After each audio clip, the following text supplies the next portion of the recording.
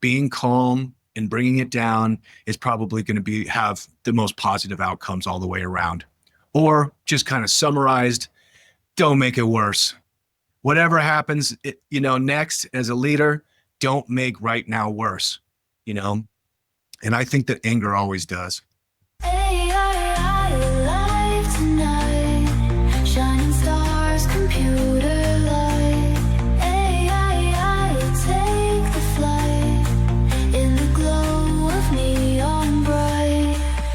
What's up, everybody? I'm Ryan. Welcome to AI for Founders. In this segment, Fernanda and I talk about frameworks for success rooted in the stories of our personal lives. How can we know our future if we don't know our past? Let's dive in. So, it's mandatory, I think, that you read. You have to touch your face. I mean, I'm born for this video stuff, right? It's just... Anyway, Fernanda, how are you? What you been cooking this week? I'm great. I've been working a lot on HubSpot this week, and I've been enjoying it. How about you? Oh, the same. Busy. How about in the kitchen? What you had any good recipes this week? Oh, yes, I did. Nice. Cooking's been amazing. Like, I didn't think you were asking about like the literary cooking part of it. Yeah. But cooking's been amazing. Yeah, literally cooking. Now after you showed me your lunch the other day, I'm like, oh, I got stuff to learn. Yeah, my lunches. I'm gonna shoot over some other pictures to you because lunch's been amazing lately. Nice. I went to this Asian market. It's called H Mart here in Denver. It's over in Aurora, just east of Denver. And man, the Asian markets are amazing. This is a gigantic one. So like in the butcher, the meat section, they do all like the really thin sliced cuts of like brisket and T-bones, but you can get like a pound of beef and like have it so finely. So like it'd be like for like pho or something. So you can just let the soup cook it or whatever. And I just been taking that for lunch and put it in the air fryer, a little bit of seasoning. Oh my gosh, it's the best. You gotta go steak Sounds for lunch. amazing. Yeah. I'm having steak for dinner, so There we go. I'm glad I'm having steak for dinner because now I'm craving it.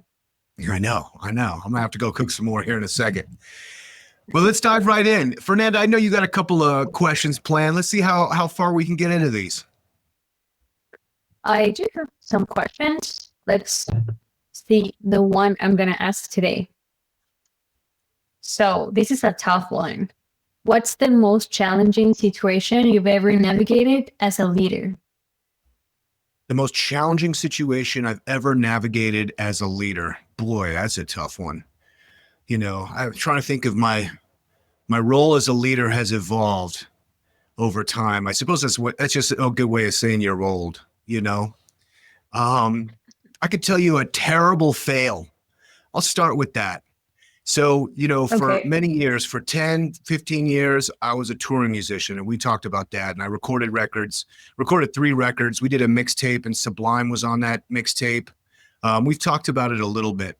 Well, I'll talk about the end, the end of the whole shebang. Now, the music industry, back when there was a music industry, was probably second in corruption only to boxing, So I consider myself an ethical and moral person, particularly in business dealings, which means like if you have an agreement, that's a sacred bond, and dealing with the music industry, I don't know how many times on tour, probably a half dozen, where you show up with an agreement, for payment, and then they just don't pay you. They just don't pay you, and when you're on the road, you kind of need that money to like pay for gas and pay for food and stuff. And it's just the worst feeling, after you played all night and they're like, well, because of X, Y, Z reasons, we're not paying you. And you're just like, you're left with this horrible feeling. And, at the end of my last band, my first band, I should say, well, my third band, but the last big one I had projects afterwards that I wasn't touring with and didn't have a band. I was doing solo stuff. But anyway, so the last, the show with the band, it was like my children were real young, and I had just grown pretty disillusioned with the music industry, and I was kind of sick of being jerked around. So we're playing a benefit for the Wounded Warriors Foundation, which my aunt sat on the board of. And basically they help Marines that are injured in battle with like medical expenses and various things that insurance doesn't cover. So it's like a noble cause, you know. My family is just chock full of Marines. So I got a special place in my heart for those folks. So I was like, you know what? We're going to do this big blowout. I promoted the whole show, put the whole show together, 3 or 4 bands, and we're going to, you know, do this concert to support them. So at the terms I agreed with the club was a door split. It was 80-20, you know, and we were charging like a $20 ticket, which is pretty high for a club show, you know, but we sold it out. It was an absolutely packed show. It was awesome. We pulled out all the stops. We had costume and dancers, and like we went all in for this show, and it was amazing. It was such a win. Well, at the end of the show, you know, it's 3 a.m, whatever, we're packing up, and I'm like, hey, cool, how was that door? I can do the math. You know, it was pretty good. And they sent me, they put like an envelope with like $400 in it. And I was like, no. Where's the rest? And they're like, well, this is, you know, 20% of the door or something like that, some number that was also incorrect. I was like, no, I have the agreement here that says we get 80, you hold 20. She's like, I know we have that agreement, but we're not going to honor that. We didn't do what we thought we'd do at the bar, so we're going to give you 20%. And I was like, no, call your GM. You know, she's like, oh, well, he's asleep. I'm like, yeah, no, wake him up. And so I got him on the phone, and I'm just reading him the riot act, and he's like, look, man, we're not paying you. And so I was like, okay, cool, click, and went absolutely ballistic. I am not proud of this fact, but I was turning over tables. I was throwing beer bottles. I was going completely nuts. They called the police. Like, the guys had to pull my stuff out of there. I lost a guitar. I just had to write it off to the game because my guitar is, you know, I wasn't going back for it. So, you know, as a leader, I feel like there was a time I totally failed, you know, because it probably my takeaway from this too is maybe becomes a lifelong goal, which is, you know, the longer you're out here in this world, the more hurt you accumulate. And honestly, if you extend that all the way through your whole life, if you're lucky to live a long, long life, then you'll probably watch everybody you love die. So a part of life is just understanding that like terrible things are going to happen if you're lucky, because that just means that you've lived a full and wealthy life. Now, the key, I think, to not becoming bitter and cynical and being poisoned by the historical context of human interaction throughout your whole life is you don't let it accumulate. And that's something that I had. So whereas this was my first interaction with this club, which was definitely screwing me for sure, I let all the passed up times that like other people had hurt me in the industry to boil over into this big thing. And then it puts, you know, my reputation, and it puts my character into test. Now it's like whatever they did, ripping me off for, you know, 4,000 or 5,000, whatever it was, you know, was nothing compared to like my, you know, temper tantrum in the early mornings. So that's the quest, I think, you know, is like, if you can navigate this planet without carrying the bitterness that comes from being hurt, I think you're winning. But maybe I think when you allow yourself to feel it a little bit, you're also winning. You know, like I don't think you need to throw a tantrum every time something unfair happens. But I think like probably this comes from me like letting people do lots of stuff, and for me not like standing up for myself.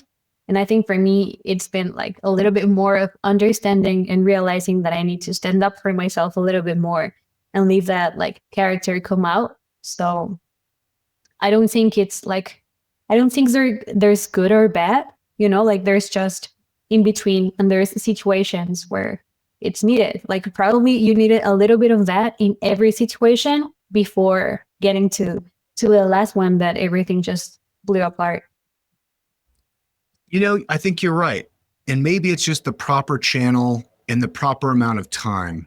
Like I wanted that big handful of cash. And so I didn't get it. So I threw a temper tantrum. Now, a lot of times I like to think is like, okay, if we're in the old West, you know, and I was a gunslinger and that happened, like boom, boom, boom, you know, you take everybody out and I could walk away, you know, like a desperado or something like that, you know, and I fantasize about that. But ultimately, I think I'd feel really bad. I don't think I want to shoot anybody. I definitely don't want to break beer bottles. But now, did they deserve it? That's a question. Did they deserve that? Perhaps they did. Perhaps they did. But I also, Absolutely. I think they yeah, did. you know, but it's interesting because even if I feel justified for something, like let's say a violent outburst, and it's like, well, they deserved it, so that's what's up. And I've been in situations like that, street fights and whatnot, where I know that my actions were justified, but I still didn't feel good. You know what I mean? Like it still created a terrible feeling. You know, if I was to go back, if I had a time machine, I go talk to Ryan back then. It's like, hey man, yeah. This is totally unacceptable. However, it doesn't mean that you got to lose your cool. This is how we're going to fight it. This isn't like one conversation is going to solve it. This might be 12 conversations, you know, but you can take that rage and that anger that is justified and temper that into a long-term plan of never letting it go, you know? So I think that, and it's interesting because there is a lot of that kind of feeling, you know, like, well, if they deserve it, they get it. But does it create a feeling, a good feeling for me? And maybe that's a good sign perhaps, because it means maybe I'm not a psychopath, you know? Yeah, yeah. Because I think psychopaths would be like, well, they got what they got and that's it. You know, they just torch the Right. place. They leave the gas can and the match there and they're like, it's not on me, it's on you. But, you know, that seems to be very problematic. I think being a compassionate person means you have to understand that, like, okay, maybe they did wrong, but maybe there's a chance where I did wrong too, you know? So, Absolutely. you know, that place, man, I'm still a little bit sore about it. Let's see if there's anything I else. mean, What? Oh, there's go no ahead. way Sorry. it wouldn't hurt still. It's a top story. I mean, and it was like the last time you played with your band, so that means something. Yeah, and you know what? I didn't know that either. That was the thing, is I didn't know that was the last show. So we always practiced on Tuesdays. And so that show was a Saturday night. You know, Tuesday, everyone gets together at my house. We used to rehearse in my basement. I built out a big studio down there. And they get together, same as always, you know, have a couple Bud Lights, whatever. And I just gathered everybody together and I was like, guys, I need a break. Like after Saturday, I don't know. I just need some time off, man. I don't want to do this for right now. And, you know, I'll hit you guys up in a couple of weeks and we'll pick it up again. Never did. That was it.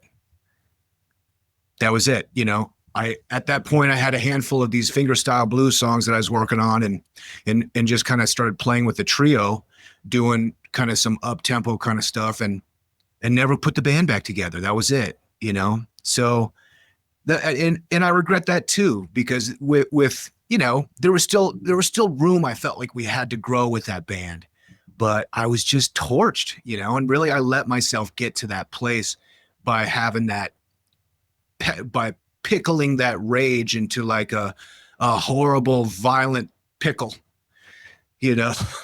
so, so, you know, like Rage Against the Machine says, anger is a gift, and that could be true. But like ultimately, I think as a responsible adult, you know, getting older means that like you need to learn how to channel rage into a productive outlet. Otherwise, you're just gaslighting yourself Absolutely. into the fact that like, no, you're a major asshole, you know. So And do you okay, think like if that didn't happen, you would have made a different decision when it comes to the band and it would have taken you to a different path than the one you are right now? you know, more or less, probably not. I probably would have put that band away and done some of the solo stuff anyway. You know, you know, it's I don't think it's regret. I don't think I feel like I have regrets in my life. Things happen and you learn, you know, you learn to move on. But still, you know, sometimes you have these non-appetizing type memories where you're like, ah, man, I wish it would have gone differently. You know, if nothing else for the rest of the group, because we could done a sold out tour of like a farewell tour, you know, and like played and be like, hey man, we're hanging it up. We appreciate you guys over the years, blah, blah, blah, blah, blah. And gone out on this like big positive uplifting thing instead of just like, well, we just faded out, you know? So, you know, not my best moment as a leader, I suppose. But it's a What, very important one. Sounds yeah, like you got a lot of knowledge from it. You learn a lot. I hope so. What was the question again? I want to make sure I'm putting in the proper frame too. The question was, what's the most challenging situation you've ever navigated as a leader? Yeah, that's a challenging one. Maybe that's the point too. Is I love hard work, you know, in the I love overcoming obstacles. I love fielding objections. But I think the hardest ones are the one where I am the problem. I am in my own way. I have a ride to the dance, but I don't have a ticket to get in, you know? And I Yeah, that's think right. a Because lot, you're responsible for the whole outcome. Like when yeah. you're dealing with someone else, when you're like in your boss position, it comes always like to other people's actions, and then you like respond to them. But then when it's your situation, you're like 100% responsible of it. Yeah, totally. And that justification voice can be really loud, you know, especially because like anger is like intoxicating. You know, it feels great to be really angry, you know? Um, You think so? and yeah, I For me, love it's it. like I it's mean, very uncomfortable being angry. I it hate being feels angry. it feels terrible, but there's a romantic intoxication about it because it's so big. You know, like you can kind of plumb the surface of a lot of nuanced feelings and, you know, but it comes down to like the big overwhelming emotions are coming from like our lizard brain, like the little piece in our brainstem that never really evolved out. You know, we got all this like big thinking up here, but right here, we're just the same as like a snake. And so what do snakes feel? They feel like anger, fight, flight, you know, food, you know, it's like they're very basic. So like those very basic emotions are so all consuming because, you know, when we evolved from snakes, we needed that to make the proper decisions. We couldn't think about our actions. You know what I mean? Snakes, they just don't Yeah. eat their own babies, you know. We know not to do that now, but back then, I mean, they had that instinct. So you know, when I become my own adversary. That's the most challenging. And I think that's like probably what like martial arts and kind of like Buddhism has taught me so much, where, you know, through the contemplative practice, you know, sitting meditation, it's not like you dissolve anger, but you can shorten its half-life, you know? So let's say you're just going straight with lizard brain, snake brain, and you get really upset about somebody and you feel vindicated or you feel justified because, well, they did XYZ. So I have a right to feel anger or murderous rage or whatever you feel like. I'm justified in that. And so you're going to feel that feeling for a long time. You might feel that feeling for 2 years. You might feel that feeling for 10 years, you know, because you're so convinced you're right. But now, you know, meanwhile, where you're holding that pain, they don't know it, you know? So you're just like poisoning yourself for no good Exactly. reason. And you know, after 10 years, then it might wane and you might be like, oh man, I was tripping. I can't believe I was so angry for 10 years about this thing that was out of my control, out of their control. I should have let that go. So you'll go through a process of like you go up to anger and then you come back down. Well, I think by, you know, using, you know, Vipassana practice or just mindfulness practice, you notice that like, oh, I'm holding this anger. So maybe through that practice, you can shorten that time from being pissed for 10 years to being pissed for 1 year, to being pissed for 1 month, to 1 week, to 1 day, to 1 hour, to 1 second. And like literally you can start to, you know, create a technique where you feel that feeling coming and you can let it go immediately so that you don't have to poison yourself with your own anger. And like it and there's utility in that too, you know, because on one side, the Buddhism will tell you all about this stuff. You're like, wow, that sounds great. I'm going to give it a shot. However, through experience, you can also, if you're dealing with anger or rage or stuff like this, it can be this great motivator. You hit the bag and you're all pissed off. Boy, you're going to get a great workout in. You're going to feel the outcome, the positive outcome of that. And that's such a dangerous fruit is to like harvest the benefits of like anger and rage, because you learn that it works, and it does work, But again, now you're going into the realm of a psychopath. So where martial arts has been very instrumental is that you can't take all that rage and anger and expect to be good at Brazilian Jiu-Jitsu.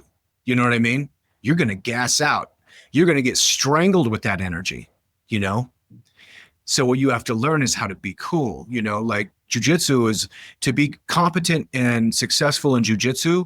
You're as mindful of your breath and relaxing as you are with your technique. It's called the gentle art. And of course, it's all tap, snap, or nap. Like you're in there, fighting for your life, but it's always regulating the anger, because you can't play well, or maybe you can, but you can't play against somebody else of equal ability if you're angry and they're not. So, through jiu-jitsu and martial arts, you realize that there really isn't a utility in anger and rage. So it gives you kind of like a first principle account of, being calm and bringing it down is probably going to have the most positive outcomes all the way around. Or just kind of summarized, don't make it worse.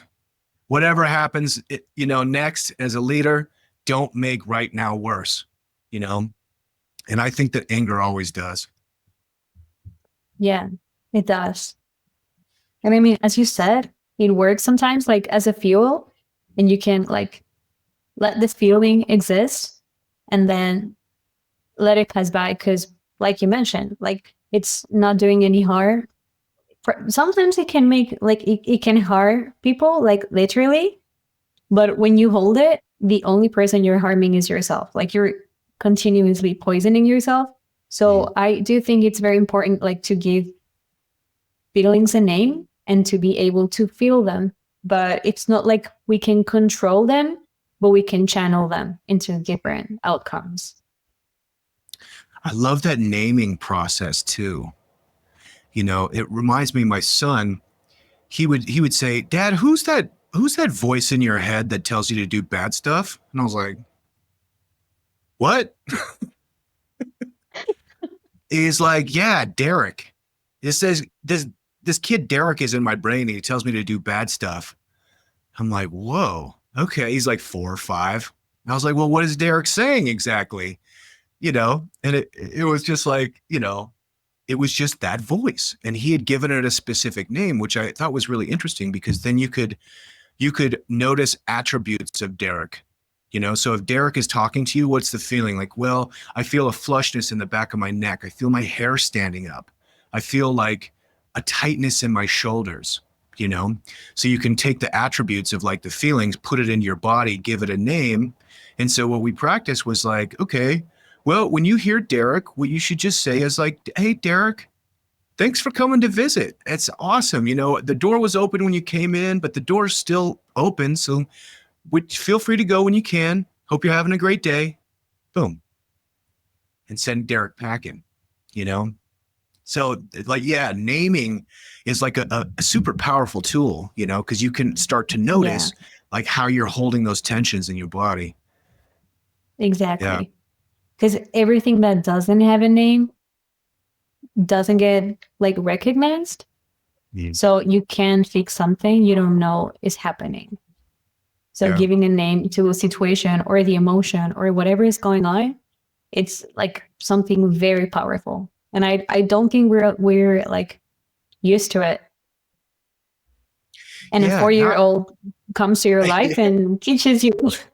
Yeah. Well, right? there's this wonderful I think he's Thai. I think he's a Thai monk named Ajahn Chah, and he's got this whole naming kind of technique, and where you notice different attributes. So if I'm sitting, in meditation. And I assumed that name too from my son. So when I feel Derek come in, it's very easy to be like, oh, Derek's here. Hey, the door's open, you can go. But there's a few other people that I've noticed come in. And one I named Steve. And Steve is all enthusiasm. He's like, he's creative. He's like, oh, let's do it. Let's do it. Let's do it. Let's go. Let's go. Let's go.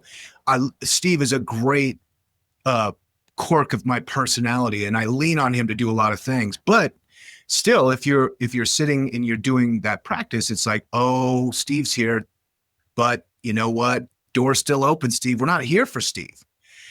So if you can, you kind of like in this kind of sitting practice, you're observing the feelings and sensations of your body, the thoughts that are coming. If it's a pattern, maybe you give it a name, and then you're always inviting them out. And it has this kind of like productive disassociation, I think, where you can start to say things like, you wouldn't say like, I'm a creative person, or I'm an angry person, or I'm a bitter and resentful person. Rather, it's like, there are times that bitterness and resentments comes in, and you're allowed to be out. Well, I put it this way: a lot of people you hear, they say like, I have anxiety, I have depression, I have mental health issues, I have these things. And so like you're kind of like re-underlining like an attribute, as opposed to like, I feel anxious sometimes, I feel sad sometimes. And Right. these little And semantics, I think, go a long way to like helping you also recognize that you're a person who likes the smell of roses, and you're a person who likes to go outside when it's sunny, these other kind of things too. absolutely. I remember like one time I was with my therapist in a session, and it was like, because I'm a very anxious person. And then she was like, if you're attributing that to yourself, of course you're going to be an anxious person. As long as you think you are, like you're owning it. You are giving it to yourself. Like sometimes you feel anxious, and that's fine. We all feel anxious at times, but Mhm. you're not an anxious person. And I was like, okay, I think I may change that. And that makes such a big difference. Yeah, because like you said, like it's the language that creates the reality in a way. If you understand the nuance and difference of like anxious feelings, chronic anxiety, nervousness, butterflies, like you have this whole spectrum. It's like the Inuit people have 75 words for snow. So they have this intimate understanding of something that we see as like snow, but they're like, no, snow is a spectrum, a beautiful spectrum of all kinds of different stuff. So Yeah. the deeper you go with the language, the more you're interpreting the reality in the way that you want it to, you know which is ultimately becomes a big responsibility of like how we use our words to like create our reality. Yeah, Maybe that's absolutely. Like yeah. I was just reading a study that was talking about how I think in Japan, they have like so many words, different words for different shades of green. So they're able to see a lot of different shades of green. And when we use like so many less words to describe like the shades of green, you cannot perceive, like your eyes cannot perceive those colors.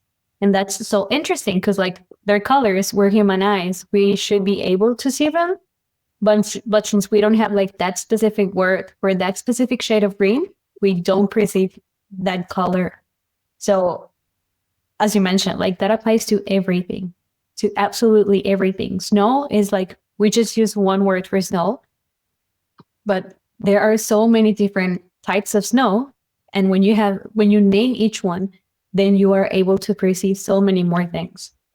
Yeah, yeah, I know, it's wild. It's wild. It's crazy. It's wild. And I suppose, from a leadership perspective, ultimately that's the responsibility part, is to acknowledge when like maybe you don't have the proper vocabulary to understand everything that's happening, you know and that's okay too, right? Right? Yeah. You get Yeah. pissed, you're like, it's just Derek. I'll be back. Derek's about to leave. Trust me. It's cool. The door's still open. Door's still open. Yeah. Who else is going to come in? Who knows? You know, I don't know. This has been a fun conversation. I like this question. Yeah, it was a very interesting one. It was a very complicated one, but the outcome was very nice.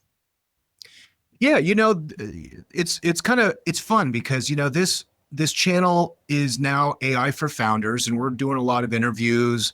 I'm going to do different aspects of AI tips, tricks, tools, and all that. And what we're doing here, I think, ties into the part that's not necessarily technological, unless you want to look at like our own you know you know, body chemistry as like technology, which it is, in mastering that's important. But, I think it's really important to like pull out of our stories kind of maybe some of these hot takes, maybe explore some of the more challenging times. I think it does, like how we led with, it's like if we understand our past a little bit, then probably we know how to move into our future.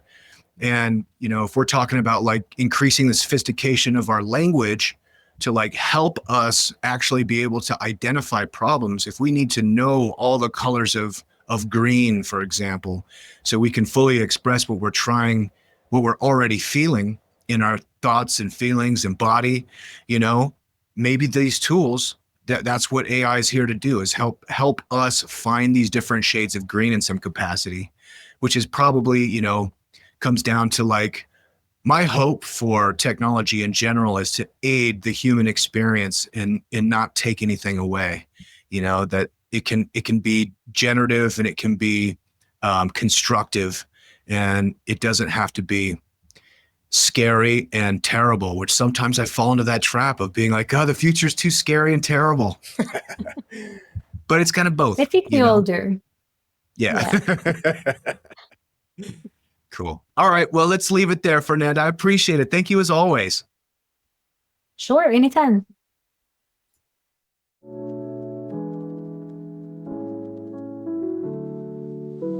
So let's talk about podcasts for a second. You're listening to one, which is awesome, by the way. Thank you so much.